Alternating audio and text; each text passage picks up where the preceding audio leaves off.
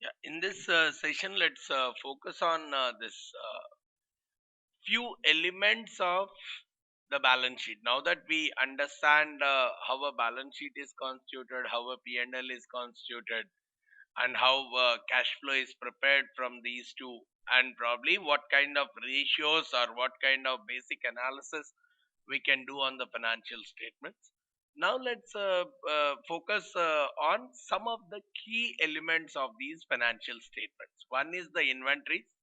We have covered some portion of the inventories in bits and pieces as a part of the income statement, something in the balance sheet. We have covered a bits and pieces of them, but we'll take that entire thing collatedly at this place. Similarly, we'll also look at a couple of sessions focused towards the long term assets, non current assets. We'll also look at something on non current liabilities. So, covering each and every element of the balance sheet and income statements in depth. Some portions of them we'll be looking at as far as this course is concerned. So, in we will look at the inventories to start with. Some of the things we may be knowing as a part of the inventory already.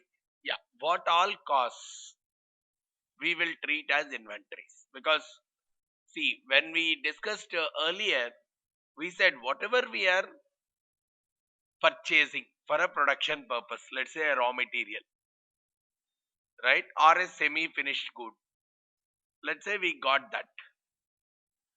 Now once we have got it, what all costs corresponding to that should I treat as inventory? And one part we have to remember is the inventory, the total cost which you are spending on the raw material, it is actually getting broken down into either cost of goods sold or inventory, correct? Depending on if that item got sold in this period, if that raw material has gone into the production and that item got sold, that cost is being treated as a part of cost of goods sold, and the remaining, if at all that item did not get sold, it is going into the inventory. Now what is that cost? Is it just the purchase cost of that raw material? What cost should I include as a part of the cost here? That is where the mechanism says, apart from the purchase cost, whatever the raw material purchase cost that was there, apart from that, you include the conversion cost also. Conversion is, let's say you have see, even a finished good also, until it is sold, we call it as inventory, right? I have got the engine, I have purchased the engine, but so that engine was purchased at some price, right? Some cost I have incurred on the engine, but after the engine came, which was a raw material, I have transformed it into a bike. I have used that as a part of the bike, and there is some extra cost that was involved in that also. That is what we are calling as processing or conversion kind of a cost. But the bike is still in the store only, which is still an inventory, right? So whatever the cost that was additionally incurred in terms of, it could be labor, it could be a machine, it could be electricity, whatever it is, whatever is the cost that extra incurred for transforming the raw material into a finished good, even that has to be included.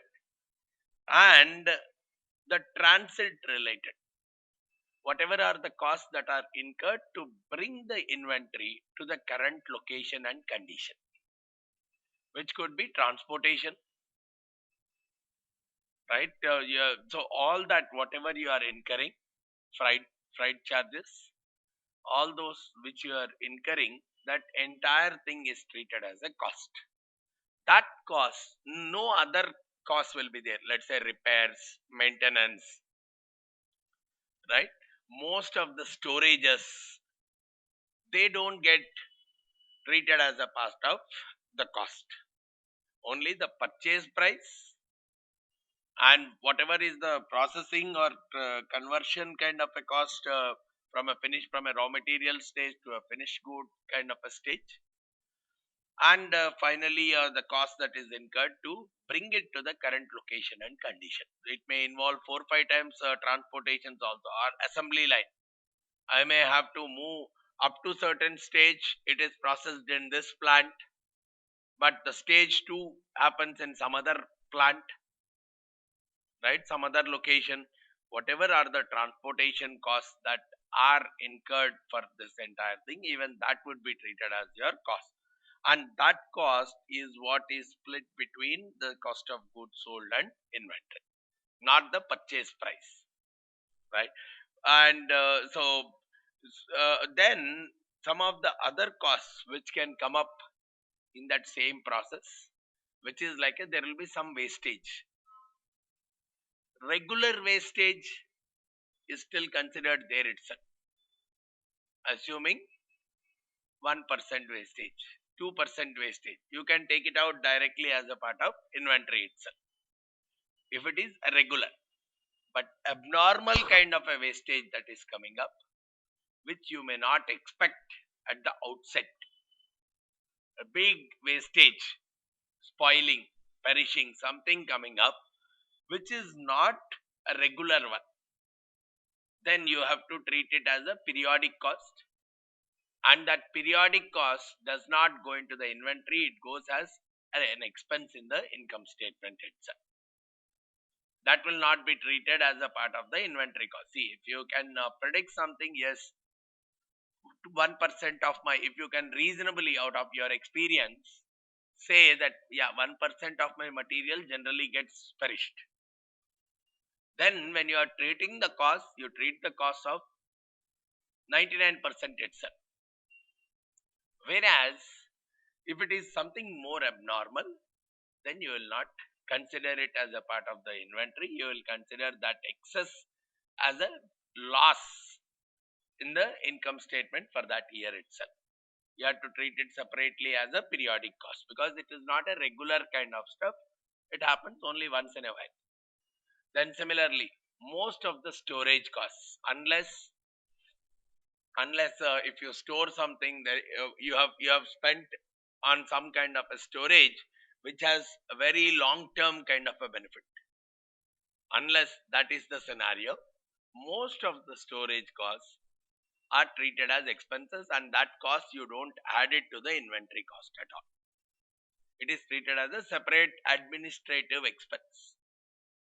Similarly, any other administrative expenses that are there apart from storage, like writing or documentations and various things that are associated, all those we will not treat them as a part of inventory costs. Only those three items, better remember in that way, only the cost of purchasing it, transforming it, and bringing it to the current location are treated as a part of inventory costs. Rest all, they will be treated as periodic, which will keep occurring every period, every quarter, every month.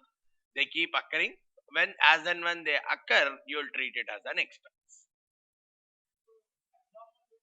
See, in a normal scenario, what happens is, let's say you require 100 raw materials.